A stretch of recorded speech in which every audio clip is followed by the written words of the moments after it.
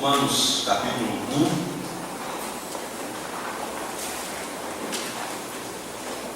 Carta de Paulo aos Romanos, capítulo 1. A Bíblia diz que o Senhor Deus é o grande Rei de todas as nações, de toda a terra.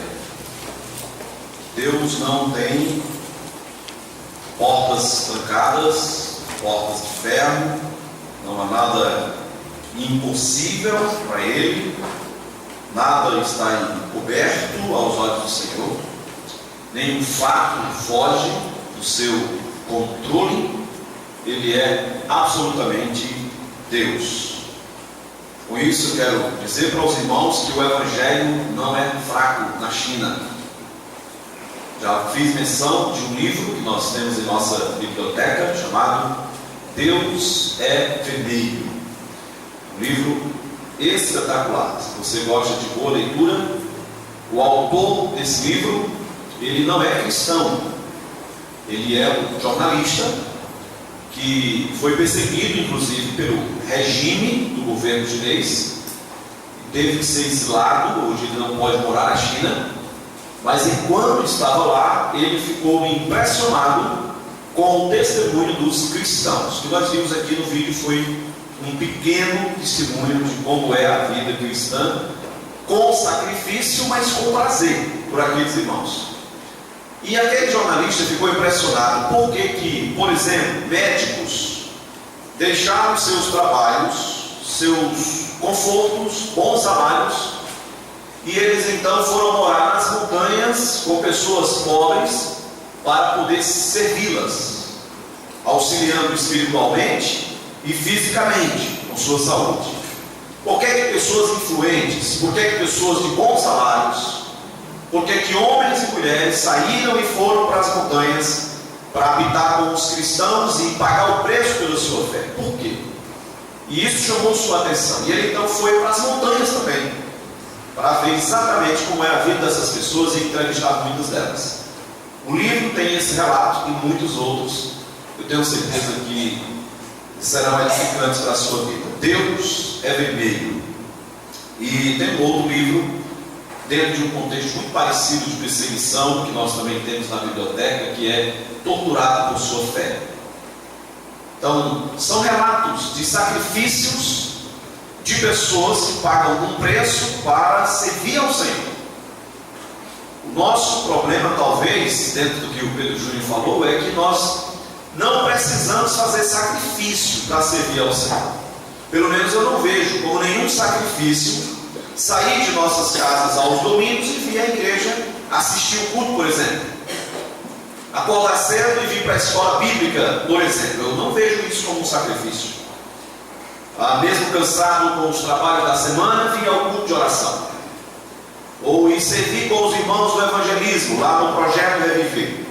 Ou vir para o JV, ou vir para o ANSI.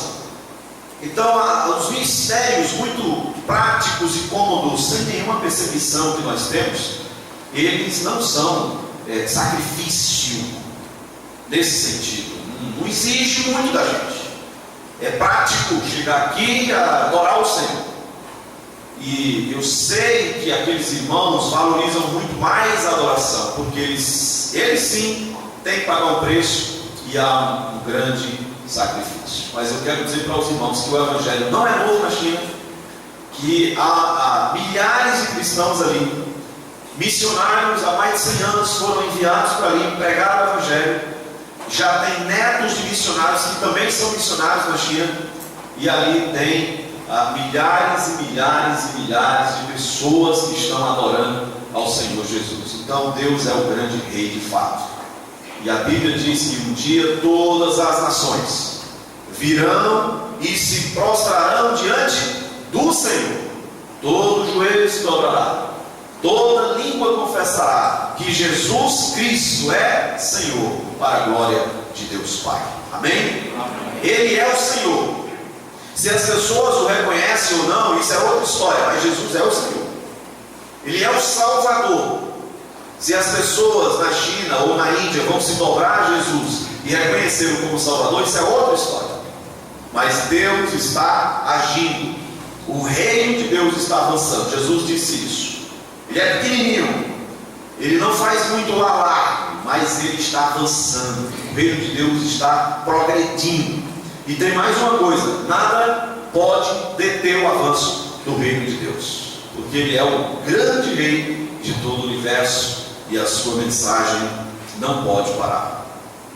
Romanos capítulo 1, eu quero ler com os irmãos do verso 1 até o verso 15 hoje à noite. Romanos 1, do verso 1 ao 15. Paulo, servo de Jesus Cristo, chamado para ser apóstolo, separado para o evangelho de Deus, o qual foi por Deus outrora prometido por intermédio dos seus profetas nas sagradas escrituras, com respeito a seu filho, o qual, segundo a carne, veio da descendência de Davi, e foi designado filho de Deus com poder, segundo o Espírito de santidade, pela ressurreição dos mortos, a saber, Jesus Cristo, nosso Senhor, por intermédio de quem viemos a receber graça e apostolado por amor do seu nome, para a obediência por fé entre todos os gentios, de cujo número sois também vós, chamados para seres de Jesus Cristo. A todos os amados de Deus que estáis em Roma, chamados para seres santos, graça a vós outros e paz, da parte de Deus nosso Pai e do Senhor Jesus Cristo. Primeiramente dou graças a meu Deus, mediante Jesus Cristo, no tocante a todos vós, porque em todo o mundo é proclamada a vossa fé. Porque Deus, a quem sirvo em meu espírito, no evangelho de seu Filho, é minha testemunha de como incessantemente faço menção de vós em todas as minhas orações, suplicando que, na algum tempo, pela vontade de Deus, se me ofereça boa ocasião de visitar-vos. Porque muito desejo ver-vos, a fim de repartir convosco algum dom espiritual, para que sejais confirmados, isto é, para que em vossa companhia reciprocamente nos confortemos por intermédio da fé mútua, vossa e minha. Porque não quero, irmãos, que ignoreis que muitas vezes me propus ter convosco no que tenho sido até agora impedido, para conseguir igualmente entre vós algum fruto, como também entre os outros gentios, porque sou devedor tanto a gregos como a bárbaros, tanto a sábios como a ignorantes. Por isso, quanto está em mim, estou pronto a anunciar o evangelho também a vós outros em Roma. Estamos meditando na carta de Paulo, escrita para a igreja de Roma. Na nossa primeira meditação, nós nos concentramos nos versos 16 e 17, aqui do capítulo 1, e compartilhamos com os irmãos que esses dois versículos, eles basicamente resumem toda a carta de Paulo aos Romanos. Eles apresentam que o evangelho é o poder de Deus, eles apresentam que a justiça de Deus se revela no evangelho, e eles apresentam que a justificação do pecador é pela fé somente. É o evangelho puro. Você não pode compreender toda a escritura se você não compreender a carta aos Romanos, e de um modo muito especial esses dois versículos. É a palavra de Deus de modo mais claro no que diz respeito ao plano de salvação. O evangelho é o poder de Deus, e Paulo diz a justiça de Deus. E quando a Bíblia fala da justiça de Deus, a Bíblia está falando o que é que pode absolver você da condenação do pecado. A Bíblia está falando o que é que pode levar você até Deus e você ser então justo. Porque se não sabíamos, a Bíblia diz que só vão entrar no céu aqueles que são justos. Mas ao mesmo tempo a Bíblia também diz que não há justo. O que Deus fez com o poder do Evangelho foi, pela sua justiça, pela justiça de Jesus, nos justificar pela fé, ou seja, declarados justos. Você crê em Jesus, Jesus tem justiça, eu não tenho, mas a justiça de Jesus me justifica, e pela fé eu sou aceito por Deus. Isso é o evangelho. é o que Paulo tenta explicar nos versos 16 e 17. Domingo passado nós meditamos apenas no verso 1, quando Paulo diz que é servo e é apóstolo, que fora chamado e separado para o Evangelho de Deus. Aqui nós temos o plano de vida de Paulo, a sua filosofia, o seu planejamento, o seu alvo, o seu propósito, tudo muito bem claro, tudo muito bem centrado. Ele poderia fazer muitas outras coisas, como de fato fazia, construir tendas, por exemplo, mas ele tinha o alvo de vida, que era exatamente ser uma testemunha do Evangelho. Ele diz: eu sou servo de Jesus, eu sou um escravo de Jesus Cristo. Eu não sou mais escravo do pecado, eu sou um escravo voluntário. É um escravo que não tem escravidão.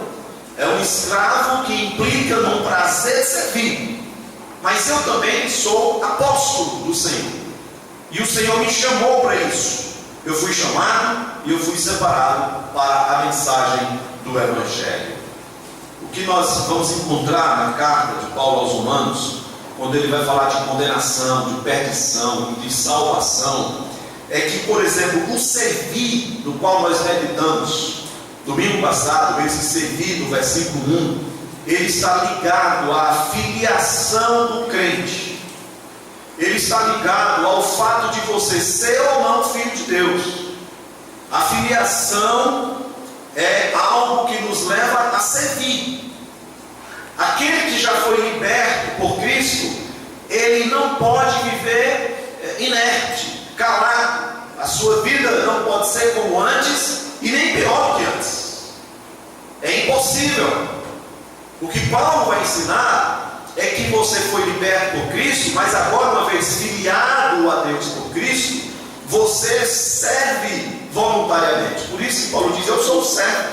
Eu fui chamado para servir. Não um servir forçado, mas voluntário. É um serviço jubiloso, pela lealdade a Cristo, e é consequência do fato de ser filho de Deus. Você está entendendo? Você deve servir pela lealdade a Cristo, você deve servir porque é um filho de Deus, você deve servir porque servir é jubiloso, você deve servir, como diz lá no Antigo Testamento, quando o povo está entrando na terra prometida, servir ao Senhor com fidelidade e integridade. A forma de servir é Deus também quem estabelece. Você deve servir com alegria, de forma jubilosa, de forma voluntária, com integridade e com fidelidade. O fato de ser voluntário, o serviço da igreja, porque você não recebe para trabalhar nos ministérios. Os irmãos que ensinam as crianças e que estão agora na salinha com as crianças, eles não têm um salário para fazer isso. Os irmãos que vêm sábado à tarde, 3 horas para o ANSI, eles não têm uma proposta salarial para fazer isso. As irmãs que servem no berçário não têm um salário no final do mês da igreja. O irmão que dirige o culto, o irmão que toca, o irmão que faz o evangelismo, o trabalho é voluntário. É um dom que Deus te deu e você exerce através dos ministérios da igreja. Mas o fato de ser voluntário não significa que pode ser feito de qualquer jeito. O fato de ser voluntário significa que você foi liberto e você faz isso de livre vontade. Você faz isso porque você tem prazer em servir. Você faz isso pela sua lealdade e o seu amor a Cristo. E é a Cristo, o Senhor, a quem vocês estão servindo. Não é ao pastor, a liderança ou a igreja em si, primeiramente, mas é ao Senhor. E quando a gente entende isso, e quando a gente serve motivado por essa razão, servir se torna mais fácil, servir se torna mais prazeroso, porque é por causa de Cristo, e é a Cristo, Senhor, a quem nós estamos servindo. Na introdução de hoje, irmãos, o texto que nós lemos então, a partir do verso 2, eu quero estabelecer 3 pontos para a gente meditar hoje à noite. Primeiro, o apóstolo Paulo explica a natureza do Evangelho. No número 2, ele apresenta o que o Evangelho propõe fazer em nossas vidas. E ele vai mostrar resultados disso no ponto 3, como o Evangelho contribui para o amadurecimento. Quando fala do ponto 1, a natureza do Evangelho, Paulo vai mais uma vez trazer luz sobre essa mensagem para os romanos. O que é o Evangelho? Qual é a natureza? Qual é o sentido? De onde vem esse Evangelho? Quando ele foi planejado? A quem ele pertence? Até quando ele deve ser proclamado? O que é que ele faz na vida das pessoas? Tudo está dentro da natureza do Evangelho. Então, dentro disso, entendendo o que é o Evangelho, qual é a sua proposta? Já que eu estou ouvindo o Evangelho hoje à noite. Qual é a ideia de Deus para a minha vida? Qual é o plano de Deus para a minha vida? E depois, então, nós vamos ver o lado prático, como ele contribui para a nossa santificação, para o nosso crescimento, para o nosso amadurecimento. O que é que ele faz na vida daqueles que se apossaram dessa mensagem? Então, número 1, a natureza do Evangelho, versículos 2, 3 e 4. No verso 2, agora fala o Evangelho, ele terminou o verso 1 dizendo o Evangelho de Deus. No verso 2 ele diz o qual, é uma referência ao Evangelho de Deus, foi por Deus outrora prometido por intermédio dos profetas nas Sagradas Escrituras. O Evangelho é uma promessa do Antigo Testamento. Então Paulo está agora trazendo à mente da igreja de Roma e à nossa mente que o Evangelho de Deus ele é uma promessa que Deus agora está cumprindo. E a primeira promessa, a primeira referência que nós temos nas Sagradas Escrituras ao Evangelho encontra-se em Gênesis, capítulo 3, versículo 15. Quer olhar comigo? Rapidinho. Primeiro livro da Bíblia. Gênesis, capítulo 3, lá no comecinho. Versículo 15. A primeira menção que nós temos do Evangelho na palavra de Deus. Porém, inimizade entre ti e a mulher, entre a tua descendência, falando da mulher, e o seu descendente, falando da serpente. Este te ferirá a cabeça e tu lhe ferirás o calcanhar. Melhor, este aqui é o descendente da mulher. Ele ferirá a cabeça da serpente e tu lhe ferirás o calcanhar. O homem quebrou a lei de Deus, trouxe pecado para a raça humana. O Senhor anuncia a morte como consequência do pecado e faz menção: eu vou contornar a situação. O Senhor Deus diz: eu vou restaurar a situação. Eu tenho um plano para evitar a morte. E esse plano é através agora do descendente. E quando nascem os outros filhos de Eva, ela acha que essa descendência é imediata. Esse descendente que Deus prometeu aqui no versículo 15, na mente de Adão e de Eva, ela acha que é um plano muito próximo, mas de fato não é. Essa promessa, ela permanece, essa ideia do descendente, ela vai passando de geração para geração durante todo o Antigo Testamento. De modo que os profetas anunciam agora que este Evangelho prometido, Deus vai cumprir através da vinda do seu Filho, do Messias, o enviado de Deus, o escolhido de Deus. E sabe qual é o conteúdo da pregação dos profetas? Deus vai enviar seu Filho. Deus vai enviar Jesus para salvar o seu povo de sua opressão, de sua escravidão. Deus vai mandar o seu Filho. E o povo viveu na expectativa da chegada de Jesus Cristo, sem saber exatamente quando, mas todas as pessoas que foram salvas no Antigo Testamento, elas foram salvas porque elas confiavam nessa promessa de Gênesis 3 e 15. É um pouco diferente da nossa situação hoje, porque Jesus já morreu e ressuscitou. Mas no Antigo Testamento, Jesus não tinha morrido ainda. Deus está dizendo: eu vou enviar o meu Filho para salvar vocês. Mas até então, o Filho não tinha sido enviado. Como é que a pessoa ia ser salva? Ela tinha que crer que a promessa de Deus haveria de se cumprir.